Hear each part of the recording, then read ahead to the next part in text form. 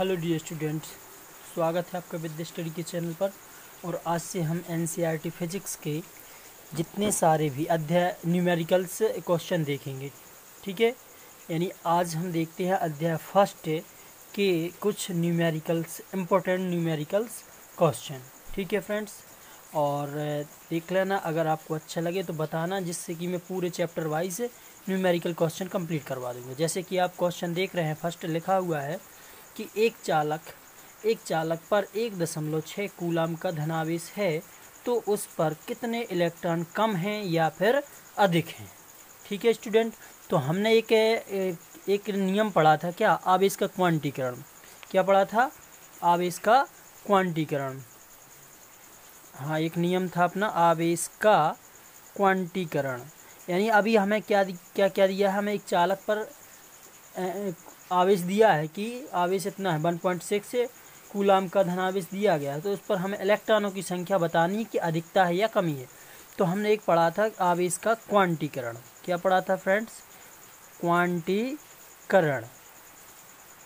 तो इसमें क्या था स्टूडेंट? उसमें क्या था कि जो Q बराबर था, Q बराबर प्लस माइनस एन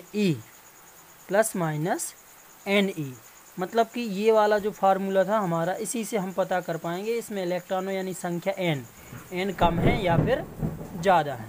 ठीक है फ्रेंड्स, तो आवेश का क्वांटीकरण थोड़ा सा देख लें। क्या कहलाता है कि प्रकृति में आवेश निश्चित, यानी प्रकृति में आवेश एक निश्चित न्यूनतम मान का गुणज होता है। गुणज, ठीक है, यानी न्यूनतम मान, कम से कम मान का क्या होता है?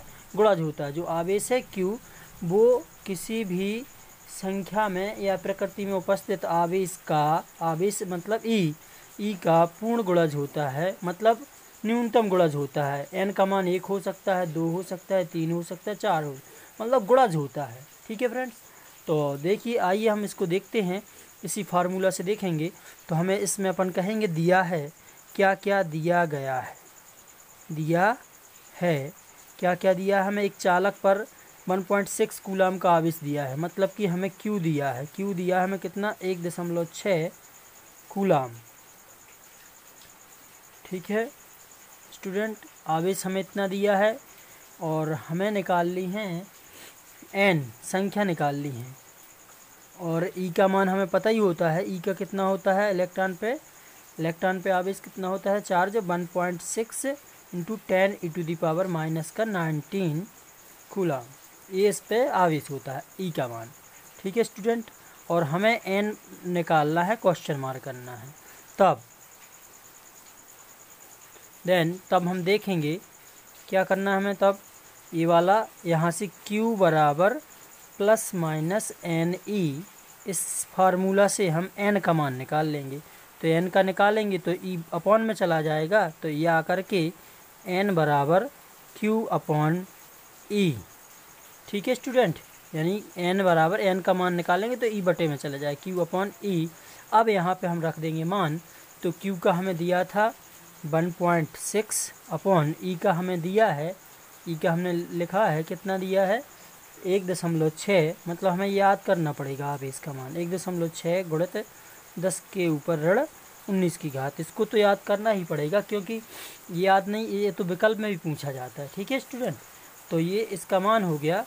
अब हम इसको सॉल्व कर लेते हैं। जब हम सॉल्व करेंगे तो यहाँ से 1.6 से 1.6, या तो आप डेसिमल हटा लीजिए इसका। ठीक है, यानी 1 अंक बाद दशमलव इधर है, 1 अंक बाद दशमलव इधर है, सेम संख्या है ऊपर नीचे अंश और हर में, तो इसे हम काट सकते हैं। तो ये कट गया, हमारे पास बचा 1/10 के ऊपर ऋण 19 की घात। और जब हम इसे अंश में लाएंगे, यानी एक फार्मूला हमने जो 7th क्लास में पढ़ा था, क्या पढ़ा था?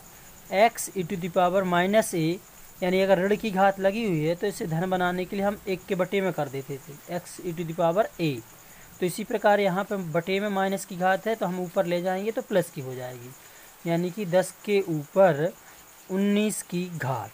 ये n का मान निकल आएगा स्टूडेंट। कितना, क्या निकल आएगा? n का मान, मतलब कि n मतलब कि इलेक्ट्रॉन, अगर यहाँ पे प्लस चार्ज है तो इसका मतलब क्या है कि इलेक्ट्रॉन की कमी है। इलेक्ट्रॉन की क्या है? कमी है। हाँ, n का मान अपना आएगा 10⁻⁻+ का 19। तो यहाँ पे अगर प्लस है, प्लस की घात है, तो इसका मतलब है कि इलेक्ट्रॉन की क्या है, उसमें कमी है। अगर यहाँ पे माइनस होता तो अपन कहते इलेक्ट्रॉन की अधिकता है। ठीक है स्टूडेंट, आशा करते हैं आपको समझ में आ गया होगा, और अगर समझ में आ गया है तो वीडियो को लाइक ज़रूर कर दीजिए।